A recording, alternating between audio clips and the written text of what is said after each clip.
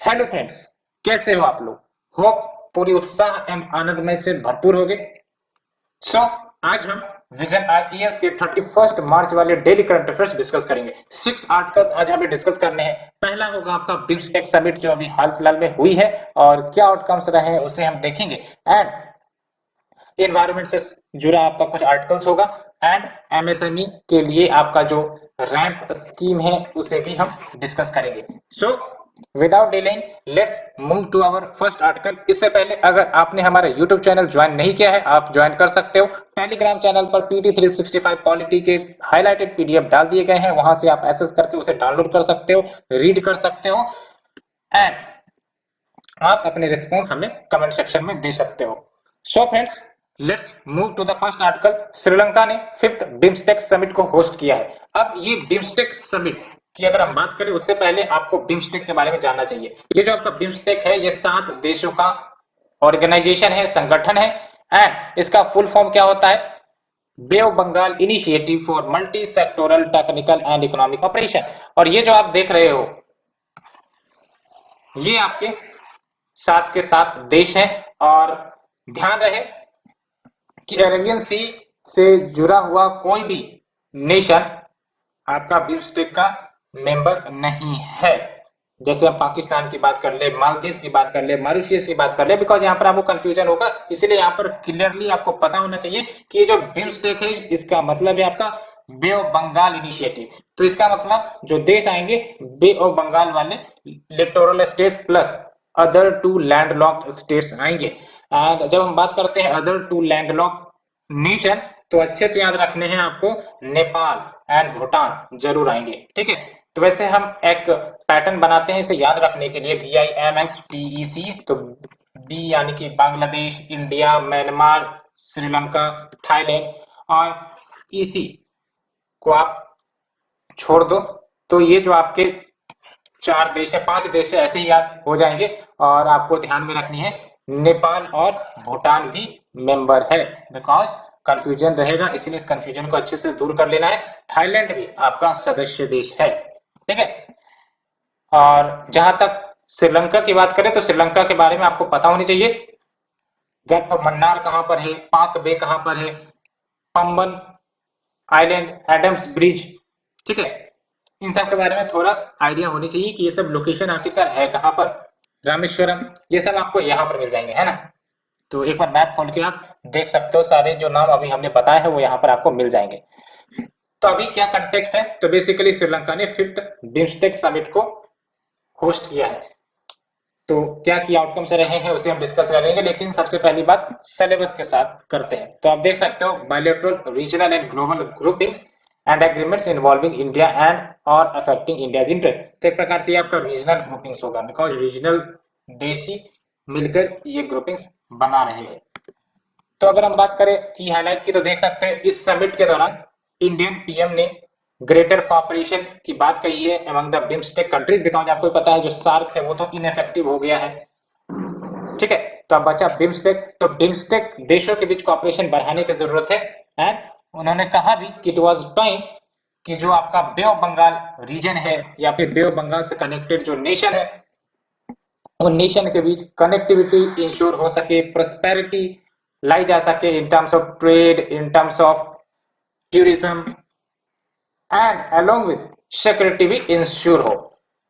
और इंडिया ने बेसिकली साथ ही साथ $1 मिलियन देने की बात कही है, सो दैट बिम्स्टेक जो सेक्रेटेरिएट के बजट है उसको अगमेंट किया जा सके। एंड अगर हम बात करें की आउटकम्स की तो ये ध्यान में रखनी है, बिम्स्टेक चार्टर को एडॉप्ट किया गया है, साइन किया गया है, सो दैट ये जो आपके ग्रुपिंग है बिम्स्टेक इसको एक प्रकार से एक प्रॉपर ऑर्गेनाइजेशन का टैग मिल सके जिसमें ये जो मेंबर नेशंस होंगे वो शामिल होंगे।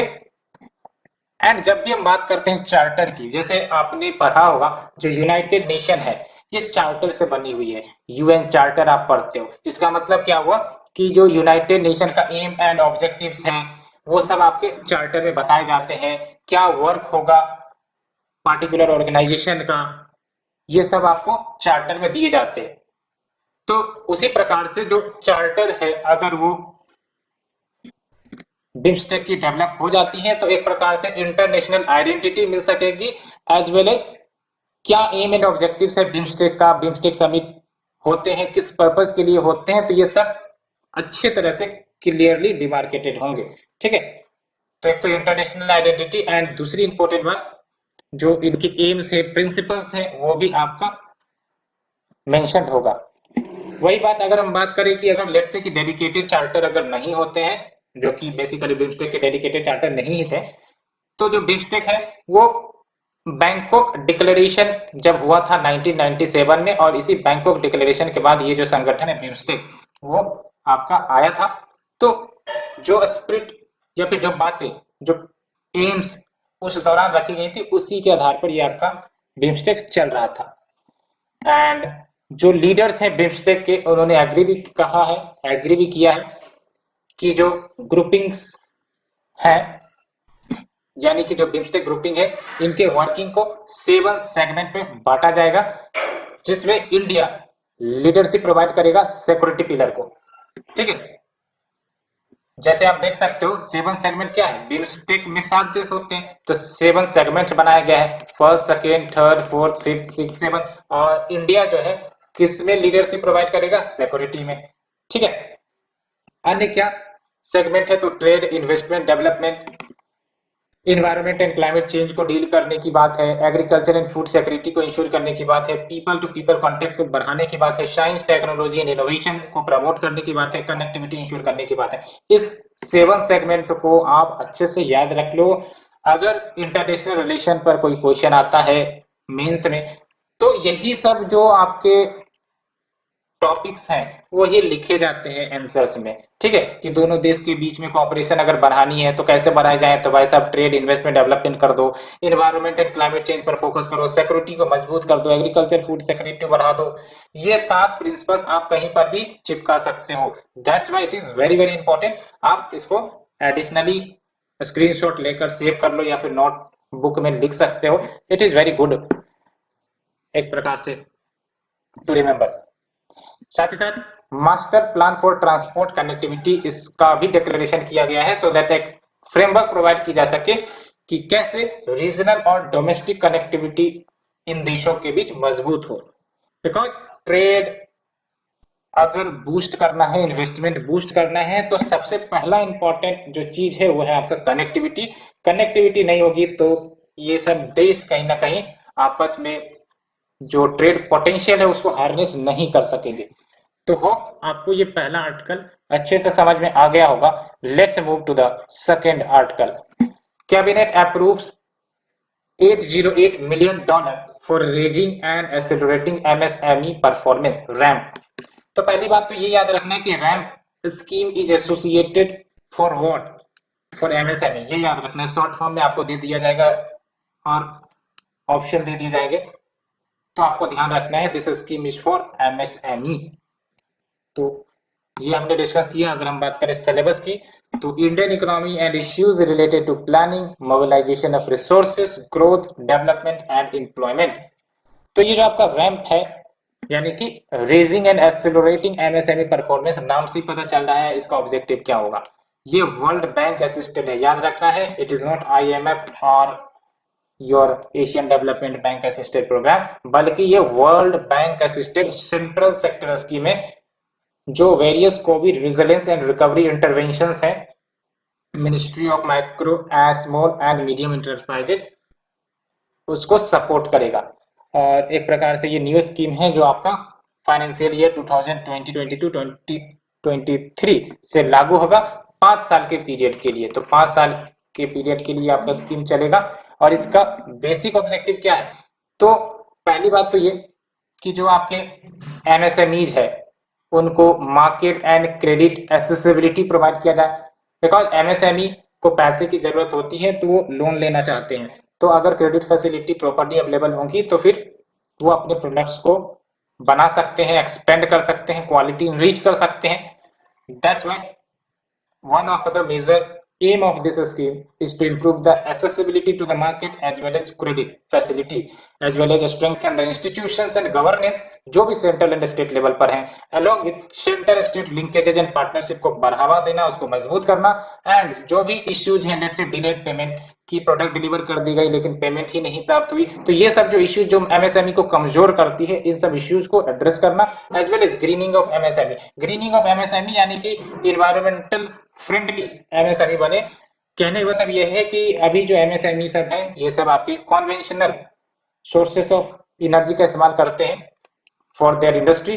तो ग्रीनिंग ऑफ एमएसएमई का मतलब ये हुआ कि वैसा low cost, low carbon emission वाले मशीनरी, एनर्जी प्रमोट हो। तो ये बातें हो गई। साथ ही साथ मॉनिटरिंग एंड पॉलिसी ओवरव्यू जो आपका रैम्प स्कीम का होगा, ये किसके द्वारा किया जाएगा? तो नेशनल एमएसएमई काउंसिल के द्वारा। इसको ध्यान में रखना है, यहाँ पर नीति आयोग नहीं है, नेशनल एमएसएमई काउंसिल है जो एक प्रकार से रैम्प स्कीम का ओवरव्यू करेगा, जो भी पॉलिसी सब लाई जाएंगी, which will be headed by the Minister for MSME, and in this council there will be other representation from various ministries and it will be supported by secretariat। तो ये जरूर ध्यान रखना है, जो आपका नेशनल एमएसएमई काउंसिल है, it will be headed by minister for MSME, और इसका क्या काम रहेगा? मॉनिटरिंग एंड पॉलिसी ओवरव्यू करना इस स्कीम का। अगर हम बात करें सिग्निफिकेंस ऑफ रैम्प स्कीम, तो पहली बात तो ये कि जो आत्मनिर्भर भारत मिशन चलाई गई है, उसको एक प्रकार से कंप्लीमेंट करने का काम करता है। कैसे? बिकॉज डोमेस्टिक मैन्युफैक्चरिंग इससे बूस्ट होंगे, जो भी क्रेडिट फैसिलिटी दी जाएंगी उससे प्रोडक्ट में इनोवेशन आएगा, साथ ही साथ इंडस्ट्रियल स्टैंडर्ड्स में इन्हांसमेंट देखने को मिल सकेंगी। तो one of the significance is that. The second one is it will act as a policy provider. Policy provider यानी कि सही गाइडलाइंस प्रोवाइड की जाएंगी so that more effective and cost efficient MSME interventions हो सके, सो दैट जो MSME के products है उसकी कॉम्पिटिटिवनेस इंप्रूव हो सके, बिजनेस सस्टेनेबिलिटी मजबूत हो सके, एंड नेसेसरी टेक्नोलॉजिकल इनपुट्स जो भी जरूरत होंगी एमएसएमई को प्रोवाइड की जाएंगी, सो दैट ये more and more competitive in the domestic market as well as the international market में बन सके एंड सेल्फ रिलायंट हो सके। ठीक है।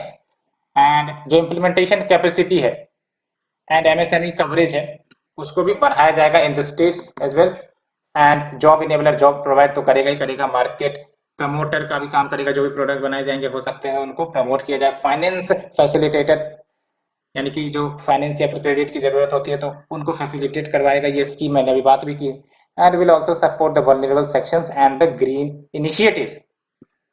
तो ये रैंप के ऑब्जेक्टिव जरूर याद रखने हैं। एक तो आपका strengthening the institutions and governance of MSME programme, the second one will be market accessibility, firm की कैपेबिलिटीज को सपोर्ट करो, बढ़ाओ, एंड फाइनेंस की एक्सेसिबिलिटी प्रोवाइड करो। तो ये ऑब्जेक्टिव्स याद रखनी है आपको। सो फ्रेंड्स, ये हमने 2 आर्टिकल डिस्कस किए in detail. Let's move to the third article, government extends scope and validity of emergency credit line guarantee scheme till March 31, 2023। क्या है ये आपका emergency credit line guarantee scheme? इसी को सबसे पहले आप समझेंगे, लेकिन सिलेबस अगर देख ले तो Indian economy and issues related to planning, mobilisation of resources, growth, development, employment इसी के अंतर्गत आ जाएंगे। क्या है आपका ECLGS? तो ये जो ECLGS है ये 2020 में अनाउंस की गई थी, और जो आपका 2 trillion economic stimulus package provide की गई थी आत्मनिर्भर भारत अभियान के तहत, उसी का एक की कंपोनेंट है।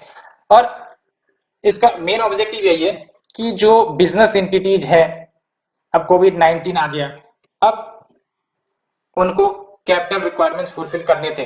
अब बैंक जनरली क्या होते हैं, ऐसे माहौल में लोन देना पसंद नहीं करेंगे, क्योंकि इकोनॉमिक स्लो डाउन है, तो फिर अगर वो लोन दे दिए तो हो सकता है बिजनेस प्रॉफिटेबिलिटी ना कर पाए, तो अल्टीमेटली जो पैसे लोन में दिए गए हैं बैंक के द्वारा वो चुकाए ना जा सके बिजनेसमैन के द्वारा या बिजनेस या कंपनी के द्वारा, तो एनपीए के चांसेस लगते हैं। बैंकों को डर लगता है कि अगर दे देंगे तो एनपीए में बढ़ोतरी ना हो जाए। तो इस दुविधा को, इस डर को दूर करने के लिए आपका ECLGS स्कीम लाया गया था, और इसके तहत बोला जाता है कि आप बिजनेस एंटिटीज को लोन दीजिए, और अगर वो नहीं चुका पाते हैं पैसे तो फिर हम यानी कि गवर्नमेंट आपको वो लोन चुकाएंगे। तो ये सिंपल सा मतलब हुआ emergency credit line guarantee scheme. नाम से पता चल रहा है गारंटी स्कीम, जो भी क्रेडिट दी गई है उसका गारंटी प्रोवाइड करता है आपका ये स्कीम, ठीक है। और देख सकते हो it aims to provide 100% guaranteed coverage to banks या फिर एनबीएफसी, सो दैट वो इमरजेंसी क्रेडिट बिजनेस एंटिटीज को एक्सटेंड कर सके, सो दैट जो बिजनेस एंटिटीज है वो अपने वर्किंग कैपिटल रिक्वायरमेंट्स या फिर जो भी लोन उनको चाहिए उसको फुलफिल कर सके। एंड देख सकते हो जो इंटरेस्ट रेट्स हैं उसको कैप की गई है 9.25% for the banks and financial institution, and जो एनबीएफसी है उनके लिए जो इंटरेस्ट रेट कैप की गई है वो आपका 14%। तो ये हमने बेसिक जान लिया। अब चलते हैं कि क्या कुछ स्कीम्स में मॉडिफिकेशन की गई है। तो देख सकते हो जो national credit guarantee trust company limited है, इन्होंने सर्टेन मॉडिफिकेशंस जारी किए हैं to the operational guidelines for ECLGS 3.0। तो इसके तहत क्या होगा कि जो आपके बिजनेस इंटरप्राइजेज हैं हॉस्पिटैलिटी में आपका रेस्टोरेंट्स होटल सब आ जाते हैं, ठीक है। Travel tourism leisure and sporting sectors वो भी इस क्रेडिट को अंडर द ECGLS के तहत अवेल कर सकते हैं। तो ये आप ध्यान रख सकते हो। वैसे इतना इंपॉर्टेंट नहीं है प्रीलिम्स के लिए, बट ये ध्यान रख सकते हो कि कौन कौन अवेल कर सकता है आपका emergency credit line guarantee scheme को। तो क्या मेजर मॉडिफिकेशन हो गए हैं अभी देख सकते हो। जो एडिशनल क्रेडिट सपोर्ट है वो पहले आपका 40% of the fund based credit outstanding हुआ करती थी, उसे बढ़ाकर 50% of fund and non fund based credit outstanding कर दिया गया। ये आप इसको समझो, फंड बेस्ड क्रेडिट आउटस्टैंडिंग कहने का मतलब ये है कि बिजनेस एंटिटीज है, हो सकता है उन्होंने पहले से लोन लेके रखे होंगे। अब पहले से लोन लेके रखे होंगे तो बैंक तो उसको देने से मना करेगा कि वैसा नहीं देंगे, लेकिन इसमें जो आपका स्कीम है यही तो एडिशनल इमरजेंसी क्रेडिट प्रोवाइड करता है कि लेट्स से कि आपका अगर 100% क्रेडिट आउटस्टैंडिंग है, फंड बेस्ड क्रेडिट आउटस्टैंडिंग, तो फिर आपको 40% तक एक्स्ट्रा इमरजेंसी क्रेडिट के रूप में दी जा सकती है। तो ये पहले था 40%, अब क्या हो गया 50% of fund and non fund based credit outstanding. Non fund based credit outstanding का मतलब ये हुआ कि लाइन ऑफ क्रेडिट हो गया, आपने सुना होगा, ठीक है, या लेटर ऑफ क्रेडिट। तो इसमें क्या होता है जो फंड्स है वो इंस्टेंटेनियसली सैंक्शन नहीं किए जाते, बल्कि बाद में आपका जरूरत पड़े तो आप फंड रेज कर सकते हो। तो इसी को हम कहते हैं नॉन फंड बेस्ड क्रेडिट, ठीक है।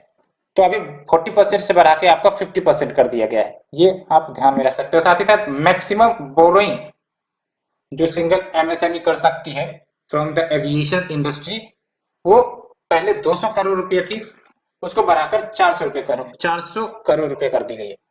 एंड जो एलिजिबल बोरोवर्स हैं सिविल एविएशन सेक्टर में, अब वो भी non fund based emergency credit facility avail कर सकते हैं, यानी कि लाइन ऑफ क्रेडिट सब हो गई, ये सब फैसिलिटी अवेल कर सकते हैं। तो होप आपको ये कंसेप्ट क्लियर हो गई होंगी। Let's move to the next article friends. Ministry of environment and forest introduces relaxed norms for genetically modified plants and organism. Genetically modified plants या ऑर्गेनिज्म वैसे स्पीसीज होते हैं जिनके जीन्स को मॉडिफाई किया गया है to infuse particular characteristics within them, ठीक है। और जेनेटिकली मॉडिफाइड जीएमओ एलएमओ काफी ज्यादा चर्चा में रहते हैं, क्वेश्चंस भी कहीं ना कहीं प्रीलिम्स में फेवरेट होता है।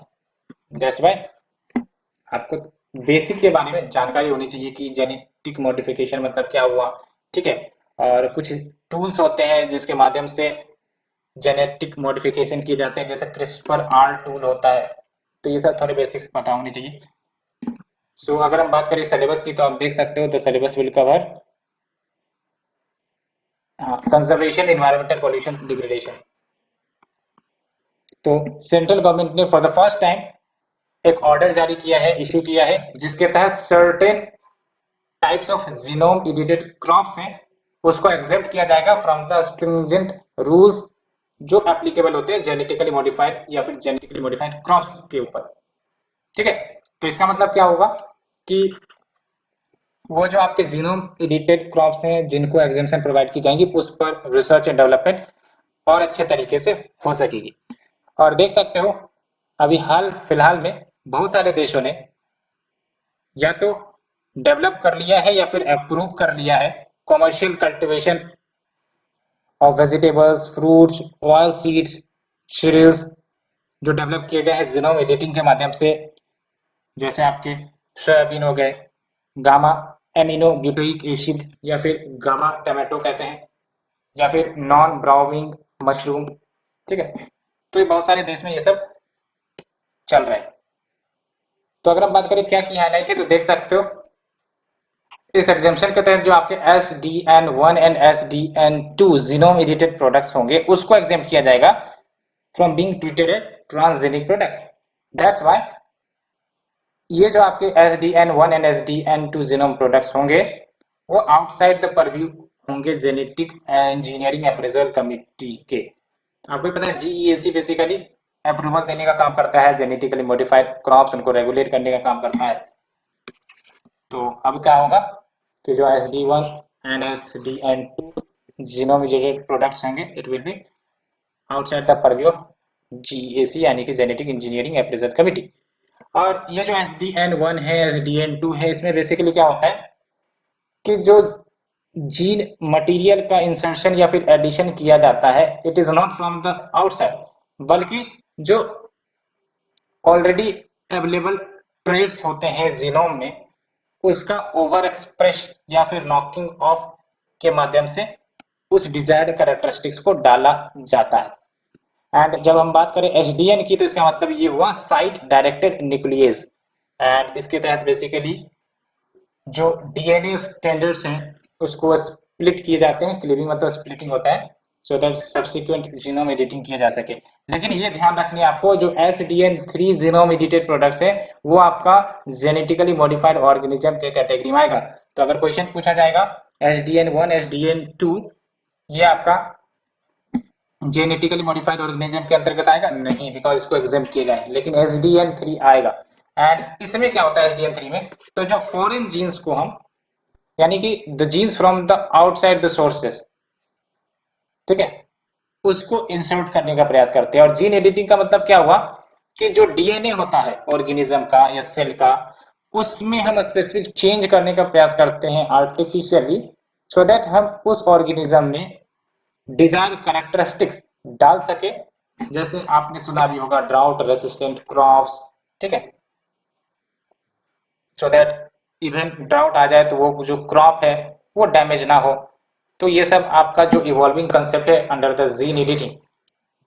तो hope you understood this article. Let's ये देख लो CRISPR art gene editing technique मैंने आपको बताया था, है ना। सो फ्रेंड्स ये हमने डिस्कस किया। Let's move to the next one. Indian space satellite Indian space research organisation यानी कि इसरो ये बेसिकली स्पेस डेब्रिस को ट्रैक करने के लिए अदर इनिशिएटिव्स ले रहे हैं। तो आपको पता है ना स्पेस डेब्रिस जो है काफी ज्यादा चैलेंजिंग इश्यू बन चुका है, बिकॉज ये जो स्पेस डेब्रिस एक प्रकार से एक्यूमुलेट होते जा रहे हैं स्पेस में लोअर ऑर्बिट में, जिसके कारण सैटेलाइट के टकराने डैमेज होने के चांसेस बढ़ जाते हैं और जो एक्टिव सैटेलाइट है उसको नुकसान पहुंच सकता है। तो भारत अपने सैटेलाइट को प्रोटेक्ट करने के लिए क्या इनिशिएटिव लिया है फ्रॉम द स्पेस डेब्रिस, तो उसे हम डिस्कस करेंगे। लेकिन सबसे पहली बात सिलेबस के साथ करते हैं। तो आप देख सकते हो the syllabus will cover awareness in the field of IT तो नहीं, स्पेस में आ जाएगा, ठीक है। तो ISRO basically orbital debris tracking capability बनाने का प्रयास कर रहा है under the network for space object tracking analysis, जिसको शॉर्ट फॉर्म में हम कहते हैं नेत्र प्रोजेक्ट, ठीक है। तो अगर नेत्र प्रोजेक्ट के बारे में अगर क्वेश्चन पूछा जाएगा तो एक प्रकार से अर्ली वार्निंग सिस्टम है जिसके तहत जो डेब्रिस है या फिर अदर हजार्ड्स जो इंडियन सैटेलाइट्स को हो सकते हैं नुकसान पहुंच सकते हैं, तो उसको ट्रैक करने का डिटेक्ट करने का प्रयास आपका ये करेगा। तो प्रोजेक्ट नेत्र अच्छे से याद रखना है। नेत्र मतलब निगरानी रखना, किस चीज का निगरानी रखना कि जो आपके डेब्रिस है या अदर हजार्ड्स है तो हमारे इंडियन सैटेलाइट उसको ट्रैक मॉनिटर करना। और अभी आप देख सकते हो at present we have multi object tracking radar Sriharikota range में, बट इसका लिमिटेड रेंज है। की हाईलाइट देख सकते हो जो स्पेस डेब्रिस ट्रैकिंग रेडार है जिसका रेंज अप्रोक्स 1500 किलोमीटर होगा, साथ ही साथ ऑप्टिकल टेलीस्कोप इंड्यूस किए जाएंगे। एंड जो रेडार है जो कैपेबल होगा to track the objects of 10 centimetre तक के साइज को एंड अबव, तो ये भी काफी इंपॉर्टेंट है, ठीक है। तो ये जो रेडार है वो आपका मिनिमम 10 सेंटीमीटर तक के ऑब्जेक्ट को ट्रैक कर सकता है और इसे इंडिजिनियसली डिजाइन एंड बिल्ड किया जाएगा। स्पेस डेब्रिस की बात हमने की ही आपको कि जो भी सैटेलाइट सब लॉन्च किए जाते हैं ह्यूमंस के द्वारा और जो बाई प्रोडक्ट बच जाते हैं, ठीक है, या फिर जो सैटेलाइट काम करना बंद कर दिया जिसका पीरियड ओवर हो गया, उन सब को हम डेड सैटेलाइट कहते हैं। तो ये सब बाद में आपका स्पेस डेब्रिस ही तो बन जाते हैं, ठीक है। तो ये है, और अभी आप देख सकते हो लगभग 20,000 ऑब्जेक्ट्स जिसमें आपके सैटेलाइट्स हैं, स्पेस डेब्रिस है, ये आपका लो अर्थ ऑर्बिट को क्राउड किए हुए हैं। आप समझ सकते हो रोड पर तो ट्रैफिक है ही है, स्पेस में भी ट्रैफिक पहुंच चुका है। एंड इसका नेगेटिव इम्पैक्ट है क्या? तो बेसिकली ये जो एक्टिव सैटेलाइट्स है उसके लिए खतरा है, टकरा सकते हैं तो सैटेलाइट डैमेज हो सकता है। इवन जो स्पेस स्टेशन है, इंटरनेशनल स्पेस स्टेशन, उससे भी तो टकरा सकते हैं, तो भारी नुकसान हो सकता है। तो वो बात है।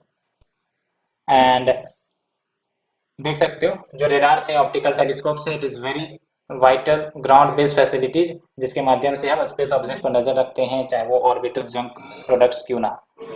सो फ्रेंड्स, ये हमने डिस्कस किया। Let's move to the next article. Indian ocean naval symposium holds marine maritime exercise. और ये मैरिन मेरीटाइम एक्सरसाइज का नाम क्या है? IMEX। तो IMEX 2022 रिसेंटली सीनी न्यूज किसके किसके बीच में?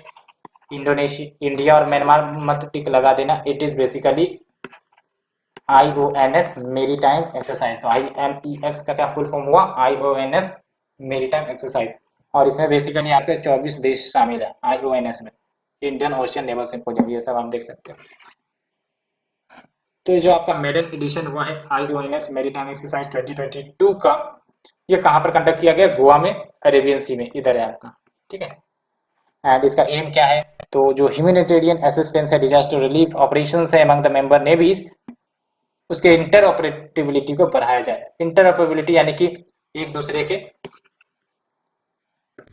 मदद के लिए तैयार रहना। एंड इसमें आप देख सकते हो 15 आउट ऑफ 25 मेंबर नेशन जो IONS के, उन्होंने पार्टिसिपेट किया है। सिलेबस तो मैंने डिस्कस ही नहीं किया। तो सिलेबस की अगर हम बात करें तो आप देख सकते हो the syllabus will deal with, वही आपका रीजनल ग्रुपिंग आप कह सकते हो। तो जो IONS है ये 2007 में स्टेब्लिश किया गया था और ये वॉलंटरी इनिशिएटिव है। इसके तहत जो मैरीटाइम कॉपरेशन है among the navies of littoral state, littoral state यानी कि जो आपके कोस्टल नेशंस होते हैं उन्हीं को हम लिटोरल स्टेट्स कहते हैं, ठीक है। तो among the navies of the littoral states of the Indian ocean region, तो कॉपरेशन बढ़ाना है कैसे? तो open and inclusive forum provide करो डिस्कशन के लिए of the regionally relevant maritime issues. And because of this IONS various discussions on maritime issues देखने को मिले हैं, फ्रेंडली रिलेशनशिप बढ़ा है, साथ ही साथ मेरीटाइम सिक्योरिटी कॉपरेशन भी इंडियन ओशन रीजन में बढ़ा है। और आप देख सकते हो इनॉग्रल IONS सेमिनार ये आपका इंडियन नेवी ने ही हेल्ड किया था 2008 में। और IONS की बात मैंने की, इसमें 24 नेशंस आ जाते हैं जो परमानेंटली अपनी टेरिटरी को होल्ड करते हैं within the Indian ocean region, ठीक है। ये है आपको। एंड अगर हम बात करें importance of IONS for India, तो पहली बात तो वही है, deepening the relations with Indian ocean littoral state, because Bharat भी शामिल है तो भारत इन सब से इंटरेक्ट करेगा, तो जो रिलेशन है इंडियन ओशियन लिटोरल स्टेट के साथ वो डिपेंड होंगे।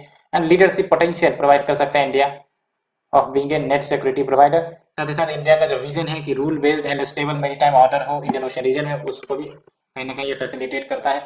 एंड जो प्रेजेंस चाइना का बढ़ता जा रहा है इंडियन ओशियन रीजन में, उसको भी काउंटर बैलेंस कर सकता है इस फोरम के माध्यम से। सो फ्रेंड्स, ये हमने 6 आर्टिकल डिस्कस किए। Hope you like it. अगर आपको अच्छी लग रही है प्लीज लाइक शेयर सब्सक्राइब कर सकते हो। Thank you friend, thank you very much for the discussion.